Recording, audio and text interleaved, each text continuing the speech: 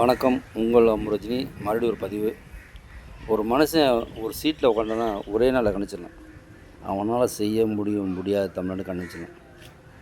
6 மாதம் என்னங்க, எத்தனை ஜென்மம் எடுத்தாலும் அவர் தான் சிஎம். யாரும் அசைக்க முடியாது, எவராலும் முடியாது, ஒன்றும் செய்ய முடியாது. சத்தியமாக தான் எம்பெருமான் முருகன்சாமி கும்பிட்றேன். அவர் அருளில் நான் அவர் தான். எத்தனை ஜென்மம் எடுத்தால் அவர் தான் சிஎம். யாரும் அந்த இடத்துக்கு வர முடியாது, நினச்சி பார்க்க முடியாதுங்க. ஒன்று சிஎம்முங்கிற போஸ்ட்டு யாருமே நினைக்க முடியாது. ஏன்னா விஜய் சார் மட்டும்தான், வேறு யாரும் மக்களால் தேர்ந்த ஒரே முதல் விஜய் சார் தான். அவர் தான் இருப்பார் கடைசி வரைக்கும். நானே செத்து போயிட்டாலும் அவர் கண்டிப்பாக இருப்பார், அந்த சீட்டில் தான் இருப்பார். சீட்டில் அசைய மாட்டார். ஆனால் தேவையானது மக்களுக்கு நிறையா செய்வார். அதுதான் உண்மை, சத்தியம்.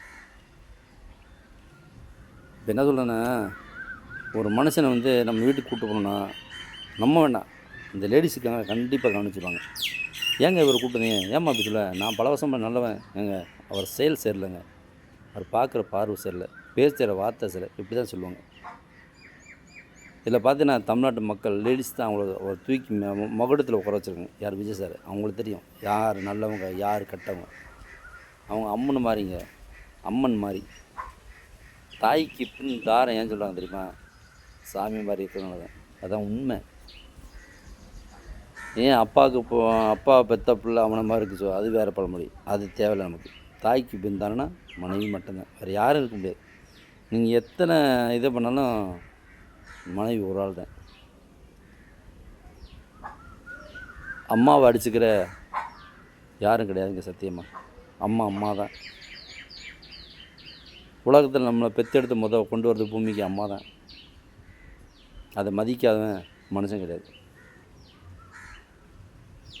அம்மா போயிட்டாங்கன்னா அவங்களுக்கு பின்னாடி நமக்கு சுகம் துக்கம் பந்தம் பாசம் எல்லாம் கொடுக்குறது மனைவி மட்டும்தான். அவங்களால் மட்டும்தான் கொடுக்கணும் இந்த பாசத்தை. அம்மாவுக்கு அப்புறம் அவங்க இருக்க வரைக்கும் நம்ம ஒரு ராஜா தான். மனைவி இருக்குது நம்ம ராஜா.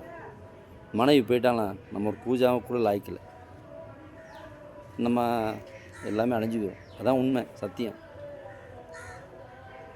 நான் உணர்ந்திருக்கேன், பார்த்துருக்கேன். அம்மாவையும் பார்த்துருக்கேன், மனைவியும் பார்த்துருக்கேன். சொல்லும் போது கண் கலங்குது. என்ன செய்வது?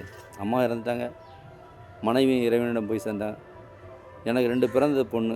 அந்த 2 பொண்ணும் அம்மாவும் பார்க்குறேன், 2 பொண்ணு அம்மாவை பார்க்குறேன். வேறு சொல்ல வார்த்தை இல்லை. எங்கள் அப்பாவும் போயிட்டார், அம்மாவும் போயிட்டார். எங்கள் அப்பா மிலிட்ரி சார்வன்ட்டுருங்க, மிலிட்ரிக்காரர். எந்த பிள்ளைக்குங்க அப்பங்காரன் வாங்குற சம்பளத்தை எப்படி எங்கள் அப்பா கொடுத்தாரு? 30,000 அப்படி கொடுத்தாரு.